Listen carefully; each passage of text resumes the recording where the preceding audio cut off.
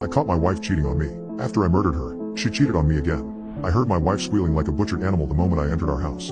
I almost called out to her before a deep, unfamiliar voice answered first. Up the stairs to the bedroom, her fresh peals of laughter haunting every step along the way. I stood outside the door for a long time. Not moving. Not thinking. Barely breathing. Just listening to the sound of their vicious pleasure leaking from my bedroom. I thought it would be satisfying when I finally flung open the door and caught her cheating. Exposing their naked flesh and the guilt on her face. It should have been my victory, but it wasn't. The man scrambled out of my bed, but my wife just rolled her eyes. Do you mind? We're kind of busy in here. I did mind. I stepped aside as the man snatched his clothes and ran. This wasn't about him. He wasn't part of my crumbling world, and it wasn't for him that my blood thundered or the tempest in my nerves surged lightning through my body. What do you want? An apology? My wife asked, not bothering to cover herself. Why don't I email it to you since you're supposed to be at work anyway? I don't remember much after that. Just how soft her skin felt when my fingers sank into her throat. I couldn't even appreciate the moment when all I could think about was how he must have enjoyed the same flesh minutes earlier. I do remember the smug superiority on her face draining into ash and terror though. The desperate thrashing as her body sought the release only I could give. I didn't mean to murder my wife. She didn't deserve to die. I can see that now, but I couldn't at the time. I punished her for every forgotten dream, every tender feeling, every blind road that my life had disappointed me with. Even after she was dead, I kept pummeling all my jealousy and hate into her body until my fists were churning blood and I was screaming like my soul was ripped from my body. I poured everything that I was into her until with shallow gasp, I realized I had nothing left to give. That there was nothing left of me at all. Staggering across the room, drunk on the scent of our mingled blood, I took the only thing she hadn't already taken from me. The cold truth of a knife along my veins told the rest of the story. That was the first time I ever killed myself, but it wouldn't be the last. Feeling better now? Up you go, you're all right. The voice wasn't kind, but neither was it especially cruel. It spoke with an honest certainty like a physics teacher explaining the irrefutable laws of reality. It's not that I died and went somewhere either. I was still in my house. My body was still lying on the ground in a pool of its own blood. I, or whatever was left of me, wasn't in there anymore. That's okay, take your time. You're in a safe place now. A healing place. You won't have to go back until you're ready. I'm dead. I shouldn't be here. I felt rather foolish addressing the moth flitting about my corpse on the floor, but there wasn't anyone else around. Is that supposed to make you special? The moth floated toward my face. Everyone dies dozens of times. Some of you spend your whole lives dying and reliving, popping out babies and dying again, over and over. It's rather excessive if you ask me. I'm pretty sure I would have remembered dying. I was beginning to get a sense for my new body. It almost seemed to be growing around me, bones and organs and skin all swelling and stitching themselves together out of nothing. For one ghastly moment I was only a mess of arteries and pulsing blobs of flesh, but somehow I still felt oddly tranquil. This was a feeling that wouldn't last for very long unfortunately. Would you like to remember? You can if you want, but most people don't, the moth replied. But even if you decide not to, you can't pretend you don't notice. You were once a little boy who thought he could fly, if only he ran fast enough to take off. What happened to him? He grew up, I replied. He died, corrected the moth. It wasn't bloody or malicious, but you murdered him. You took the parts of yourself that weren't compatible with who you'd become, and you've murdered them. Just like you're going to do again now. My new body was almost fully formed now, and it wasn't the only one. On the floor beside me, two more on the bed, another by the window, pulsing, growing sacks of flesh were beginning to take shape. Muscle twisted and stitched itself around new bones and sheets of crisp skin bundled up the freshly packaged bodies. Some parts of you are damaged as you navigate through life, the moth said. Some become crippled or cruel or stupid. They'll drag you down and reduce you to pettiness and evil if you don't leave them behind. Then again, some people will destroy so many parts of themselves that there's nothing left by the time old age arrives. I feel the most sorry for them, but no matter. Look, over here. The moth dropped down to land on the handle of the knife, still loosely gripped by the hands of my old corpse. You'll need this when you're ready. That one by the window is your hatred. A lot of people try to murder that one, but I don't recommend it. It's hard for anything to remain sacred once you allow life to spoil what you love without your blood stirring. The fully formed hatred copy of myself stared placidly at me. Its features were smooth, its body relaxed, almost like a life-size doll. Same goes with fear. On the floor, the moth continued. Murder that and you'll be back to visit me before you know it. Of course, whatever you had going obviously wasn't working if you decided to unalive yourself, so you'll have to make some changes. Who is that? I asked, pointing at the unclothed woman on my bed. She seemed to have finished growing, but her body was still savagely deformed.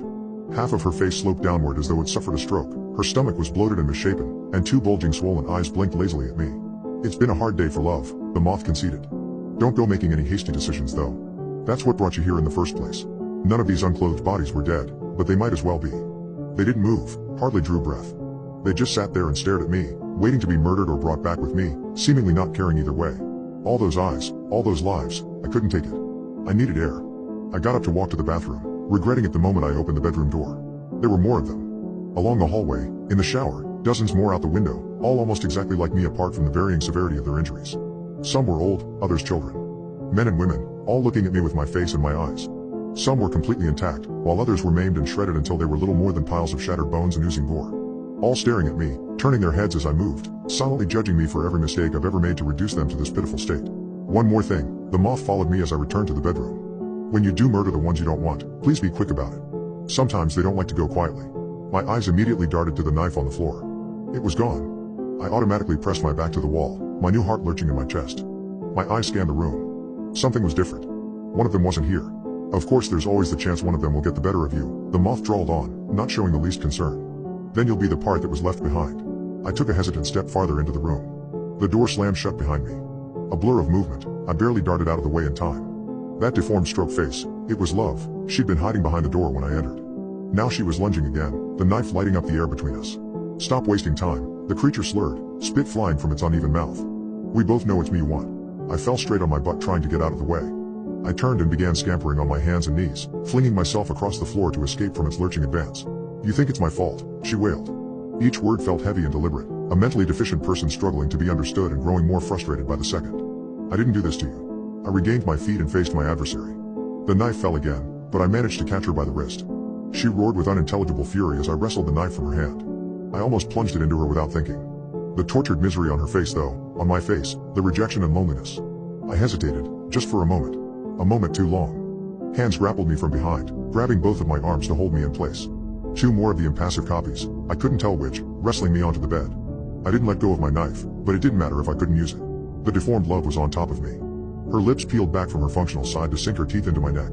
I strained to pull away, but the other two had me firm. I screamed though words failed me, yelping a noise like an animalistic snarl. One of the hands on my arm slackened just a bit at the sound. Did they feel sorry for me? I didn't have time to think. I lashed out with the knife, gouging a deep line across Love's face. She grunted but didn't let up. Her teeth were digging deeper into me. I cut again, and again, hacking and slashing at the loose folds of her uneven face. The grip behind me suddenly released. I pounced on my victim, hesitating no longer. Both hands on the handle, I impaled the creature in the chest with all my strength. The blade tore through her so easily, dancing through rotted and pitted skin, down her bloated body, ripping a line all the way from her sternum to her groin. One look at the bloody mess underneath me and I knew I was done here. Bring me back, I shouted. I've done what I had to do. The world was spinning around me. I closed my eyes, trying my best to keep breathing without being nauseous. The flaccid bodies filling my house all began to howl with one voice. One wall of noise at first, but as it went on the different voices began to weep between each other, swelling and diminishing in an intricate melody almost indistinguishable from mindless screaming. It was either the most beautiful or most horrendous sound I'd ever heard, perhaps both. And then I was through. The howling abruptly stopped. My heart was throbbing. My breath came in ragged gasps. I was standing outside my bedroom door again. Is someone there? It was my wife. The sound of her voice was even more disgusting than the cacophony I'd endured. Stop worrying. You said he'd be gone all day, right? That deep voice. The one that didn't matter. Now that I thought about it, neither of them did. I turned and walked down the stairs as quietly as I could. I had a second chance, or perhaps 100th if I'd been through all this before. I wasn't going to waste it on her. She'll never know how much of myself she made me destroy, but it was better this way. My time on the other side has changed me. And looking down at the Love I murdered with my own hands, I knew that I had transformed myself into someone who could survive this. When I had plunged my knife into that rotted belly, I had looked down on more than decay and ruin. I'd seen a child blossoming inside the fetid corpse of Love. And if I was careful, and kind to it, I knew it would grow to replace the one that I murdered.